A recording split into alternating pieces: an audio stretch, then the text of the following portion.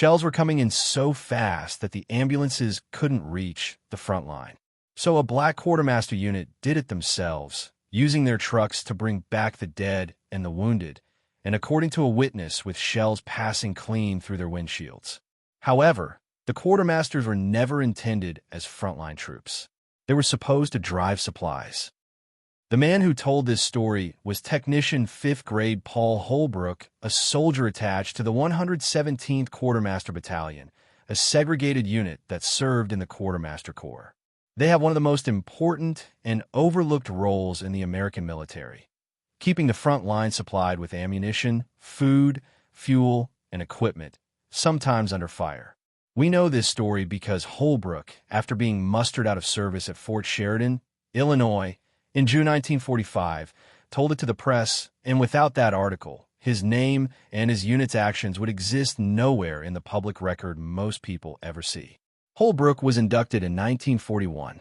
He left the United States in 1942, landing first in Ireland, then moving to England, then North Africa, then Tunisia, then Italy, and finally the Po Valley in northern Italy.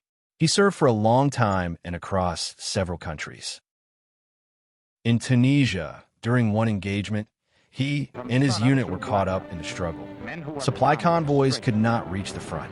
The road forward was under constant shelling, and according to Holbrook, the unit drove their trucks as far forward as they could under the shelling, and then loaded the supplies on tanks, which had come back from the front line to collect what they needed and carry it forward themselves. However, that was not all. In that same engagement, the ambulances couldn't reach the front. So instead, the wounded and dead were loaded on the trucks of the 117th Quartermaster Battalion, which then set off. According to Holbrook, it surely was tough going for us. Shells passed through windshields of our trucks, and several of our unit got wounded. However, the unit did get the wounded and dead out. After that event, the 117th continued to serve for the rest of World War II. The 117th Quartermaster Battalion does not have the recognition of famous units. There are no wartime movies about their service. What we do have is the story according to one man who experienced it, Paul Holbrook. He described artillery fire so heavy that the front line was cut off. He described driving trucks into that fire to keep the infantry supplied and to bring back the dead and wounded. He described shells passing through windshields. He described men getting wounded doing a job that was not in their official assignment.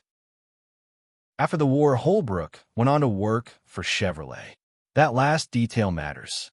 It shows how these men returned to the U.S. and what was expected of them. Come home, get a job, and get on with life. No monument and no big ceremonies, just a job at a car plant. The gap between what Black Americans experienced and what the historical record says about their service is not always an accident. It is the result of segregation, of institutional indifference, and of a post-war culture that had very little interest in preserving the combat record of Black American servicemen in any branch, in any theater, at any level. If this is your first time hearing the name Paul Holbrook or the 117th Quartermaster Battalion, that is not because they didn't serve. It is because the record was never built the way it should have been. This channel exists to create that record, one name, one unit, and one story at a time. If you want more of these, pulled from sources and put on screen where people can actually see them, subscribe and stay with us. There are more names where this one came from.